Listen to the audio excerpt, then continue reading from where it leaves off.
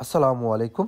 আলহামদুলিল্লাহ ২০২৫ সালের ভিয়েতনামি কই মাছের রেণু আমাদের পুকুরে ছাড়ার জন্য আমরা আমাদের হ্যাচারি থেকে রেণুগুলো এখন সংগ্রহ করব। আর প্রথমে আমি আপনাদেরকে দেখানোর চেষ্টা করতেছি যে আমাদের এই রেণুগুলো আমরা ফুটতেছি এবং শাওয়ার খাচ্ছি। আর আমরা কিভাবে আমাদের পুকুরটি প্রস্তুত করে থাকি সেইটাও নিয়ে আজকে আপনাদের সাথে আলোচনা করব। আর প্রিয় দর্শক শ্রোতা, আপনারা জানেন যারা মনে করেন রেণু চাষ করেন তাদের অনেক পরিশ্রম করতে হয়, বিশেষ করে পুকুর পরিষ্কার করার ক্ষেত্রে। অবশ্যই পুকুরটি সুন্দরভাবে পরিষ্কার করার পরেই কিন্তু রেণু ছাড়া যায়। সেক্ষেত্রে আমরা যথাসম্ভব চেষ্টা করতেছি আমরা পুকুরে চারদিক মাটির কাজ করানোর পর যে দুর্বা গাছগুলো আছে সেই গাছগুলো আমি এবং আমাদের লোক সহকারে আমরা সবাই মিলে একত্রে এই দুর্বা গাছগুলো পরিষ্কার করতেছি এবং মাটিগুলো সুন্দরভাবে আমরা সমান করে দিচ্ছি যাতে পানি দেওয়ার পরে এই মাটিগুলো না ভেঙে পড়ে যায়। আর অবশ্যই দেখেন আমরা কত সুন্দরভাবে পরিষ্কার করতেছি। তারপরে আমরা এই পরিষ্কার করার পরে আমাদের পুকুরে যা যা করার যাবতীয় সকল কিছুই কিন্তু আমরা এখন করব ইনশাল্লাহ। আর অবশ্যই রেণু চাষ করার ক্ষেত্রে অনেক ধরনের নিয়মকানুন আছে। সব যদি আপনারা নিয়মকানুন মেনে আপনারা রেণু চাষ করতে পারেন তাহলে আপনারা কোনো সময় আপনারা রেণু চাষ করে আপনারা নিরাশ বা আপনার পড়াশোনা মিস হবে না। আমরা দেখেন আমাদের পুকুরটি চারিদিক যত সম্ভব আমাদের লোকে পরিষ্কার করতেছে, আমিও মোটামুটি চেষ্টা করছি পরিষ্কার করার জন্য। এখন আমরা আমাদের পুকুরে চুন দেওয়ার জন্য আমরা চুনগুলো প্রসেস করতেছি।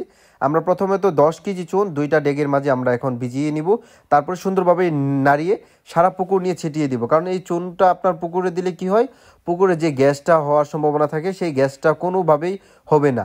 আর পুকুরটি অবশ্যই আপনার সুন্দরভাবে আপনার পুকুরের চারপাশ এইভাবে চুন দিয়ে দিবেন, তাহলে কিন্তু আপনাদের পুকুরে আপনাদের কোনো গ্যাসের কোনো সম্ভাবনা থাকবে না।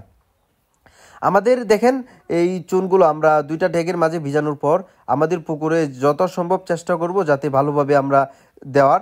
আর অবশ্যই আমরা এই চুনগুলো যেহেতু 2টা ডেগের মাঝে 10 কেজি চুন অনেক বেশি হয়ে গেছে, ঘনত্ব হয়ে গেছে, সেক্ষেত্রে আমরা এক্সট্রা আরেকটি ডেগ নিয়ে সেই ডেগের মাধ্যমে আমরা আমাদের পুকুরে ছিটিয়ে দেওয়ার চেষ্টা করতেছি।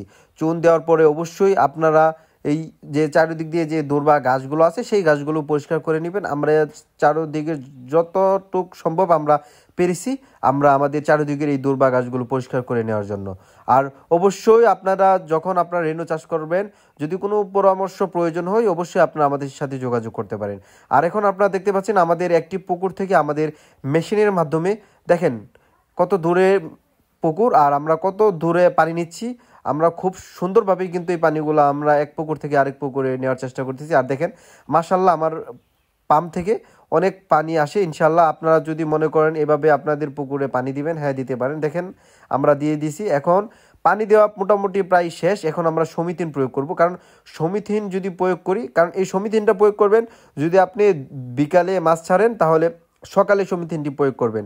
আমরা এখন এই সমিতিনটি প্রয়োগ করার জন্য আমরা আমাদের ড্যাগে আমরা সুন্দরভাবে এই সমিতিনটা করব, তারপরে গুলে তারপরে আমাদের পুকুরে এই সমিতিনটা আমরা দিয়ে দিব ইনশাল্লাহ। আর মনে করেন যারা মনে করেন এই পুকুরে রেণু ছাড়বেন, সমিতিন আছে, উস্তাদ আছে, আরও বিভিন্ন ধরনের ওষুধ আছে। আমরা প্রথমত আমরা এই সমিতিনটাই প্রয়োগ করি, তারপরে অন্যান্য যদি কোনো কিছু থাকে মেডিসিন ইত্যাদি। আবার অনেকেই মনে করেন রেণু ছাড়ার আগে এনার্জি প্লাস আছে একটা, মানে রেণুকে এনার্জি এবং সুস্থ সবল থাকার জন্য। আর দেখেন আমাদের কিন্তু এটা সকালে আমরা এই সমিতিনটা প্রয়োগ করছি, আর আমরা মাছ দিব বিকালে। পানি এখনও সেরকমভাবে হয় নাই। আর আমাদের পানি মাঝখান দিয়ে আমি আপনাদেরকে দেখানোর চেষ্টা করতেছি যে আমরা কিছু রঙিন মাছ বিক্রি করেছিলাম, আর সেটাও আমি আপনাদেরকে আজকে আমি দেখানোর চেষ্টা করতেছি। কারণ আজকে এই মাছগুলো যখন আমি সমিতিনটা প্রয়োগ করি তখন আমার এক পার্টি আসছিল, সেজন্য আমি এই মাছগুলো আপনাদেরকে দেখানোর চেষ্টা করছি। আর এখন আপনারা দেখতে পাচ্ছেন আমাদের রেণুগুলো এখন আমরা প্রসেস করে মানে ভারের মাধ্যমে আমাদের পুকুরে নিয়ে যাব। এখন এই মাছগুলো প্রসেস করব সুন্দরভাবে। দেখেন আমরা যে শাওয়ারটা আছেন সেই শাওয়ারটা খুলে নিয়েছি। এখন এই মাছগুলো প্রসেসিংয়ের সময়, আর প্রসেসিংয়ের পরেই কিন্তু আমরা এই মাছগুলোকে সুন্দরভাবে আমরা ভারের মাধ্যমে, মানে ভারে 2টা ডেগ করে থাকে, 2টা বারে 4টি ডেগে করে আমরা আমাদের পুকুরে স্থানান্তর করব। এখন দেখতে পাচ্ছেন কত সুন্দর আমরা যে হাফায় আছে সেই হাফা থেকে এই রেণুগুলো আমাদের ডেগে নিয়ে নিচ্ছি। দেখেন একটি ডেগে প্রায় লক্ষের উপরে রেণুর পোনা আছে। যদি প্রোডাকশন সুন্দরভাবে হয় তাহলে মোটামুটি ভালোই রেণু হয়। আর দেখেন 2টা ডেগে না হলেও আপনার 2 থেকে 2.5 লক্ষ পিসের উপরে রেণুপোনা আছে। কিন্তু কথা হলো রেণুপোনা থাকলেই হবে না, এই মাছগুলোকে প্রসেস করে সুন্দরভাবে আপনার যদি পুকুরে রাখতে পারেন তাহলে সুন্দর একটি প্রোডাকশন হবে। তারপরে আপনারা এই মাছগুলোকে আপনারা পুকুর থেকে বিক্রি করতে পারবেন। আর প্রিয় দর্শক শ্রোতা, আপনারা যদি রেনু চাষ করতে চান আমাদের সাথে যোগাযোগ করতে পারেন, অথবা আপনারা যদি আপনারা রেনু নেবেন না, ভিয়েতনামি কই মাছের পোনা নেবেন, ও তাহলেও আপনারা আমাদের সাথে যোগাযোগ করতে পারবেন। আমাদেরকে আপনারা কল দিয়ে আপনারা আমাদের হ্যাচারি এবং নার্সারি থেকে এসেও নিয়ে যেতে পারবেন। আর যদি বলেন না আমরা আপনাদেরকে এই মাছগুলো দেওয়ার জন্য, হ্যাঁ আমরা সেটাও পারবো। আর এখন আপনারা দেখতে পাচ্ছেন আমাদের রেনুগুলো কিন্তু আমাদের হ্যাচারি থেকে আমরা আমাদের পুকুরে নিয়ে এসেছি। এখন আমরা এই রেনুগুলো আমাদের পুকুরে দিয়ে দিব। দেখেন ড্যাগের মাঝে রেনু পুরা কালো হয়ে গেছে রেনুর কারণে। এখন আমরা এই রেনুগুলো আমাদের পুকুরে স্থানান্তর করব।